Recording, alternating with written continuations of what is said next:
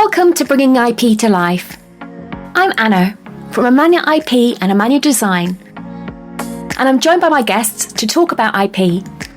We're going to hear people's stories of their creativity, business, and entrepreneurship. Intellectual property can be a really dull subject until it becomes personal. This is aimed to help see the relevance of IP in everyday life. Welcome to the show. So welcome everybody. This is a new show. I'm joined by Nigel Greenwood, and he is going to take us through his journey from a customer service guru to an expert in business building. Is that right, Nigel? Hopefully, yes. I'm not sure I'd be called an expert though. So welcome, Nigel. We're going to do this show in two parts because there's too much to share in one. So we're going to do part one and part two, and you can find it the same links, and you can follow the story. We're going to pause for a second and hear some of the recordings. So you can hear a heads up about the show. IP is one of those things that you've really got to think about, not because so much in terms of somebody could steal your ideas, but it's just the problems you can run into in the future. Yeah, that's right. That's right. So we've had a couple of occasions where venture capital firms have approached us to invest. Right. We haven't gone ahead with them because of the clash of values, but one of their first questions is about the IP. Of course, yeah. And if we hadn't owned all the IP and we had wanted to go ahead, they wouldn't have gone ahead. For those of you that have tuned in and aren't sure what IP is, it stands for intellectual property. And if you go to show one, where it's called Horror Stories, you can have the IP explained to you in a way that you will understand. So when Nigel talks about IP, that's what he's talking about. He's talking about intellectual property, and it's a huge part of what he's going to share today. So Nigel, you started out as an entrepreneur, but you were helping companies and organizations with their customer journey. And you've ended up completely reinventing yourself in providing business advice and help to help social enterprises, small businesses and startups. Yeah. Do you want to explain to us a little bit about what you're doing now? Yeah, so I think it was more an evolution than a revolution. But what happened was after a corporate career where I learned how to map customer journeys, I set up Simply Customer in 2013 to do journey mapping for SMEs. And got the business going, getting quite a bit of success. And what I found was that there were quite a few businesses that wanted my help, but couldn't afford to use me. And I couldn't afford to reduce my prices because I was always trading my time for money. So the initial thought was, why don't I produce some software then that does what I do or can produce the results that I produce? That's right. And the initial idea was I could franchise this then. And I tried to train two people before I developed software and failed miserably. I realised I'm not a trainer at all. So it came down to, okay, I need to develop this software. Now, I've never done it, but how hard can it be? So... Brilliant. Yeah. So that was the original plan. And then I met somebody who was asking me what I was looking at doing. And he said, well, rather than develop this software and then recruit or franchise people to use it, can't you just do one that business owners could use for themselves? And I went, I followed Richard Branson's advice, just say yes and then work it out. Work out how afterwards, yes. So I said yes, and I spent 6 months then specking out exactly what I wanted. Yes. And then I started going out to software developers and explaining what I wanted. And I went through 6. Wow. And 5 said, it's not possible to build it. There isn't the tech there at the minute. Right. And 1 said, we think we could develop this for you, but it would cost about $500,000. Ouch. Now, I didn't have $500,000. Really? Yeah. But I spoke to somebody and they said, "Oh, we were in the EU at the time. There's an EU scheme called Horizon 2020, Right. and you can get grants from that." Okay. So I looked, and I could have got easily the $500,000. Wow. But you've got to submit it, and it's got to be scored. So I submitted it the first time, got 76%, Okay. and you need 100. I submitted it again, and I got 99%. Oh no. But you need 100. And I paid somebody to submit it the third time, and they got a lower score than I did. Oh, okay. So I thought, this just isn't going to work. Oh gosh. And I actually gave up at that point. It was one of the low points. And then that evening, my phone went, and it was my son-in-law, who was one of the software developers I'd spoken to about a year earlier. Okay. And I can remember the exact conversation. It was, "Oh, hi, Nigel, it's David. Are you still looking at doing that software?" And I went, "No, I've given up." Right. "That's a shame." "Why is it a shame?" He said, "Because I was intrigued. So I spent the last year checking on new technology, keeping myself updated. I've done weekend courses and evening courses, and I think I could do it for you now. Can I have a go?" Wow. And I was just sick of it all by this time. So I said, "Look, I'll send you a little bit of what I've done and have a go." And the next morning, there was a link to an online prototype, just with 10 questions in, that was the sort of thing I was looking for. So we then had 4 months of me working 14, 15-hour days, creating all the content. Wow. With him building it in his spare time. And we got a prototype. Mm-hmm. And we hadn't thought about IP or anything like that at the time. It was I'd given him some money for it, but we didn't have a contract or anything like that. Right. Family, so it doesn't matter. Also, in the end, it didn't matter, but it was an interesting conversation. Yes. So we got the prototype out, and it didn't look brilliant. And it was branded Simply Customer Tools, which wasn't the most attractive branding. Right. But we sold one on the first day that was available. I didn't think we'd sell it, but we sold one. I thought, this is great. Excellent. And that was the only one we sold. But then people got interested. Right. So I got contacted by somebody from Innovate UK who said, "Do you want to do this properly?" Okay. And I said yes. So I got a grant, 50% match funding, to work with Bradford University to build the full version. And I thought, that's great. We'll start from here. All ready to go with the university. Yes. And we hit a problem, and it was an IP problem. So the IP problem was the legal team at the university insisted that they would have a share in the IP with the final product. Yes. Now, I had a different view, as you can imagine. Yes. So we had 4 months of discussion. Wow.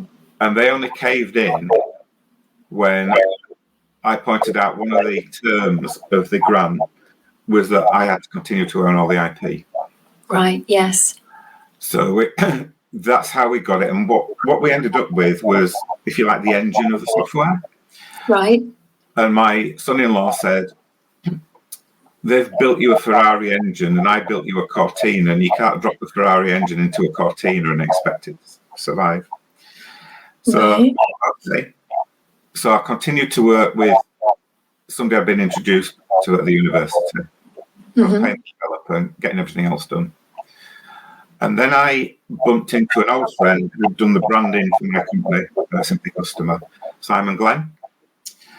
And Simon is a brilliant brand guy, and he's also quite direct. And he'd heard what I was doing, and he said, he just called me up and he went, "But I know what you're doing." He said, "What are you doing about branding?"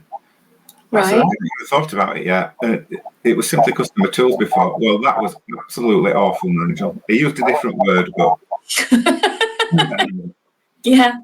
So I said, well, if you think you can do any better, let's work together. Right.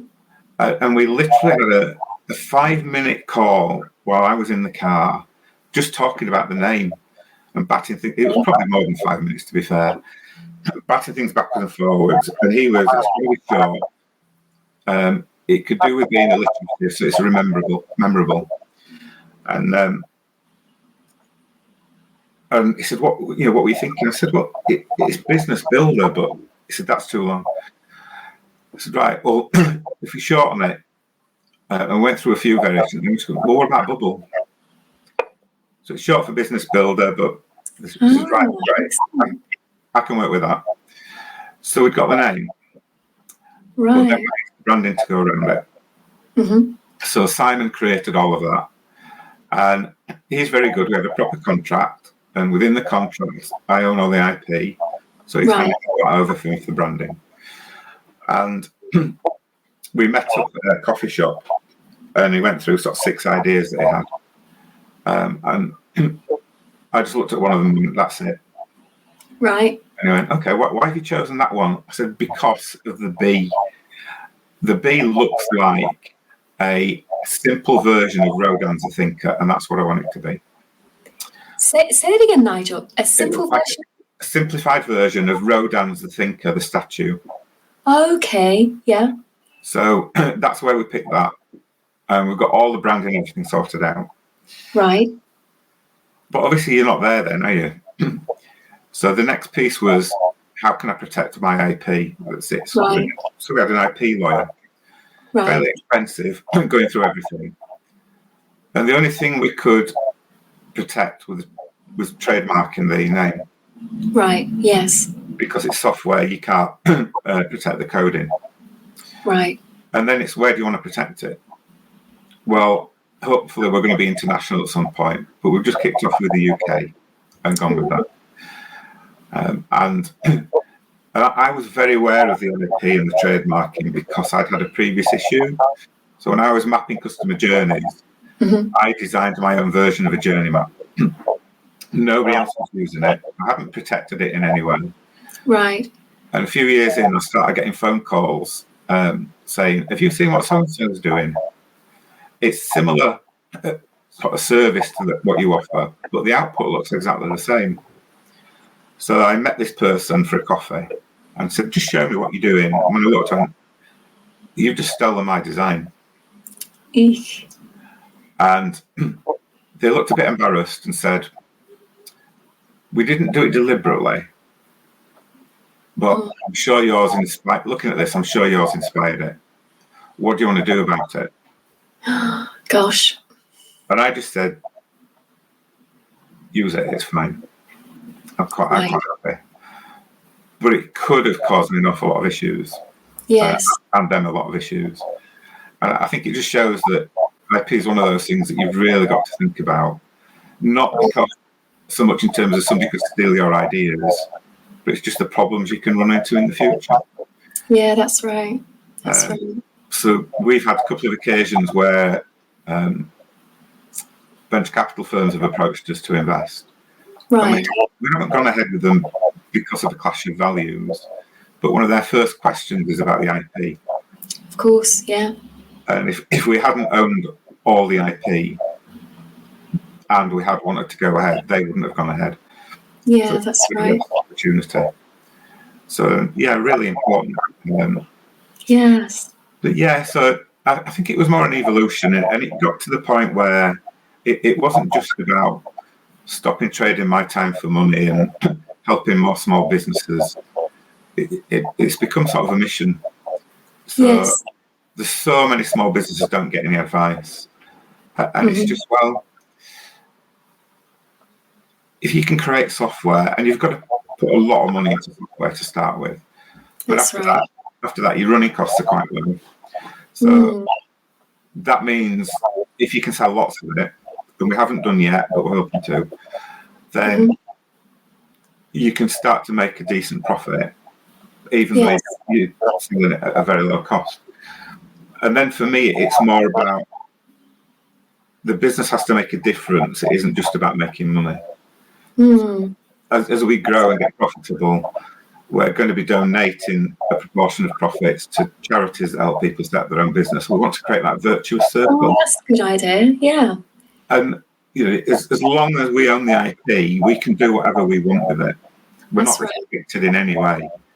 So as long as I'm in charge of the business, whatever I want to do, we can do. So it gives me that freedom to operate, which is really important. Yeah, that's great. And that's it, really. That's the journey so far. That's good. That's good. So Nigel, you mentioned about the you not having formally protected your code, but as I understand it, from a copyright perspective, the fact that you've got it there and it's been in a tangible form, it is actually then able to be. If somebody nicks that off you, you have the opportunity to go after them for it if you so wanted to. So yeah. these things are worth knowing about, aren't they? They are, yeah. We can't patent it. But yeah, and it just as an illustration, we monitor hacking attacks on the website and the software. Okay. And there's never been a month, and we're tiny, there's never been a month where we've had less than 600-700 a day. Are you serious? Yeah. Wow. So, people trying to hack into your code? People trying to hack into the code. Gosh.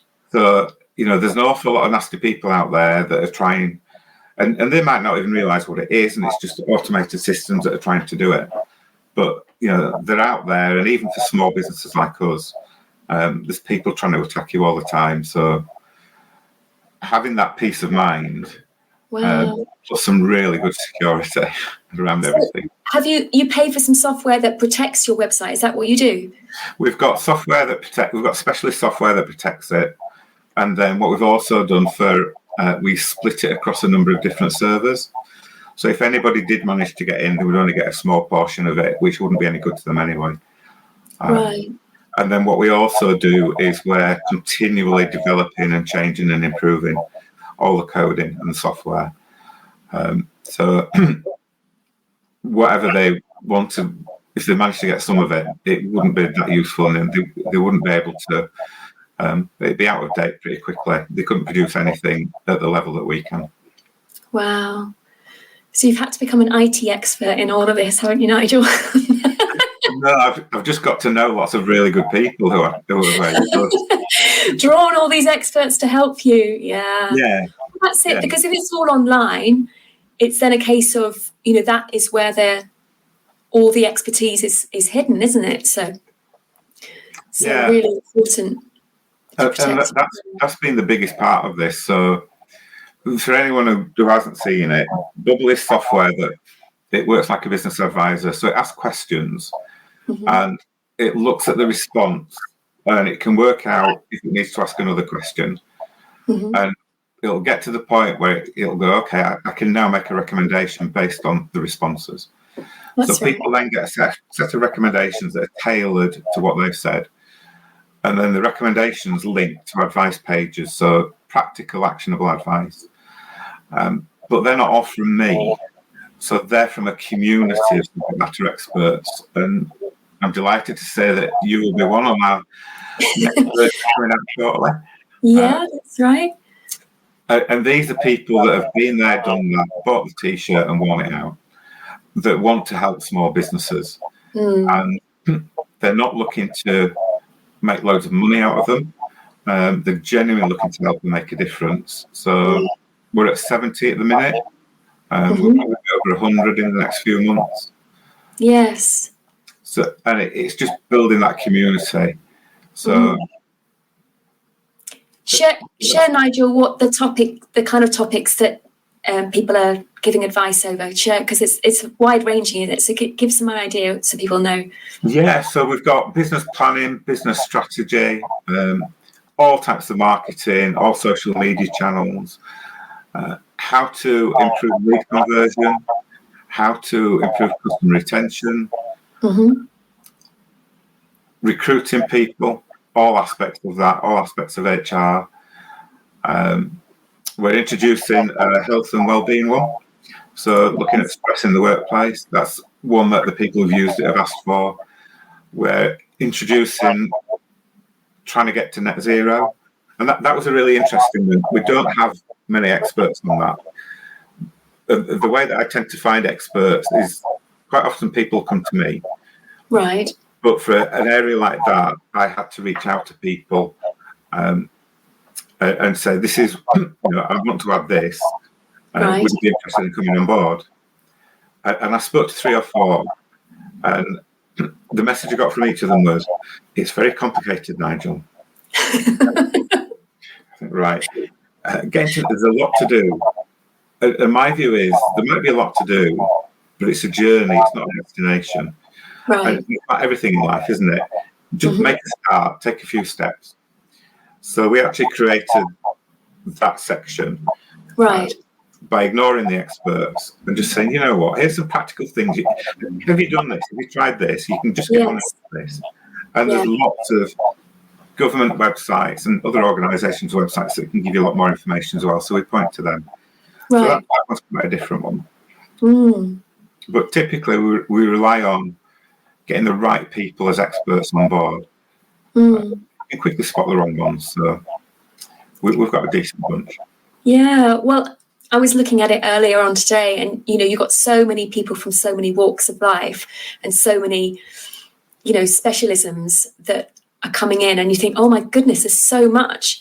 And when you're a small business, you can get totally overwhelmed with how many things you need to think about, what you need to do, things that you need to do to be legal, and you can just get totally overwhelmed.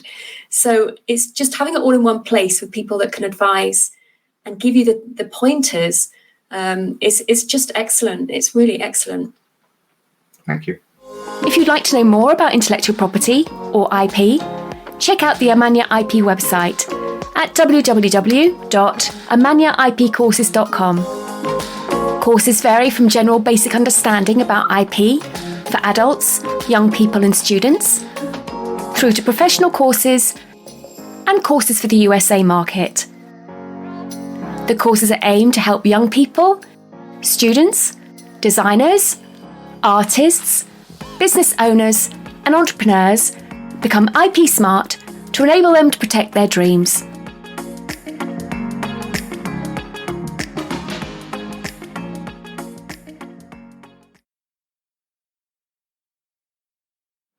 In this end of this part 1 session, because we're going to split this into 2, Nigel, I wanted to ask you, what would you like to share with the listeners and the viewers about IP that you've learned from your journey? What's your takeaways for people that, from an IP perspective, what would you like to share with them? I think that quite often when you're busy building a business or creating a product or service, IP is not something that's front of mind.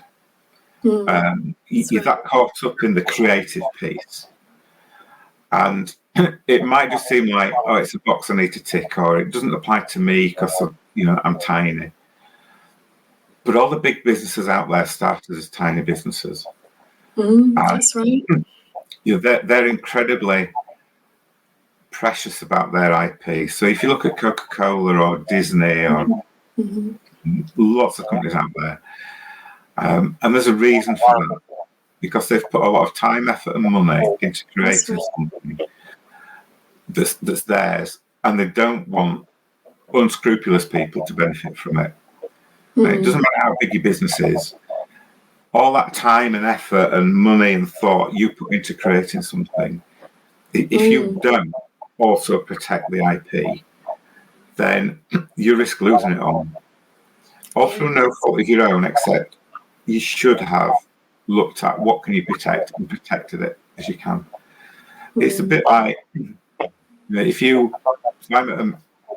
since I was 13, I've wanted to own an Aston Martin.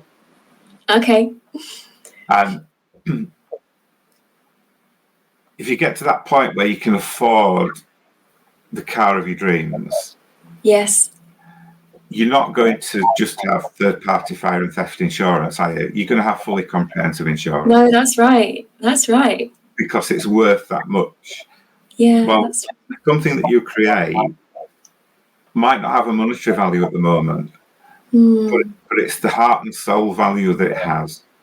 Yeah, that's right. Everything, it represents lots of stuff about you and everything you put into it. So it's even more important to make sure that's protected. Yeah. And I think that the sad stories, I hear about is those people that haven't protected it and then find further down the line that, somebody else has run with their idea and it's no longer something that they can protect, or they've done things wrong and they actually can't protect it from a legal perspective. And you just, knowing about these things, it's all that hard work and all that blood, sweat and tears that goes into it that you want to know, actually, at the end of the day, it's going to be protectable. Like all the time, effort and money you've put in, you want to know that somebody can't just run with everything that you've done. I mean, and it's scary, isn't it? I remember reading about Ed Sheeran. He spent so many years in court. That's right. Fighting because people have claimed he's copied their stuff, but he's saying he isn't. And he's that paranoid about it now. They video all the songwriting process and recording process. That's right. And he probably never thought he'd have to do that when he was busking on the street corner, but he's created something, well, lots of things, and he's really focused on protecting them. And can you imagine that? If you put so much time and effort and money into building a business, that's right, but you don't protect it, and then you're just enjoying the fruits of your success, and everything's going great, bang. Yeah, you've lost it all. Yeah, that would just be the biggest kick in the teeth ever. Yeah, that's right. That's right. Yeah, you don't want to think about that. It would just be an awful situation to be in, wouldn't it? It would, yeah. Yeah. So for those of you that want to come back and hear the second part of Nigel's story, we're going to split this into 2 shows because he's got too many gems to share with us for just one. So please come back and listen to him, and you can follow the story. Thanks for joining us on the show. Like, follow and subscribe to make sure you hear about what's coming up next. You can head over to the website www.amanyaipcourses.com to find out more. See you again soon.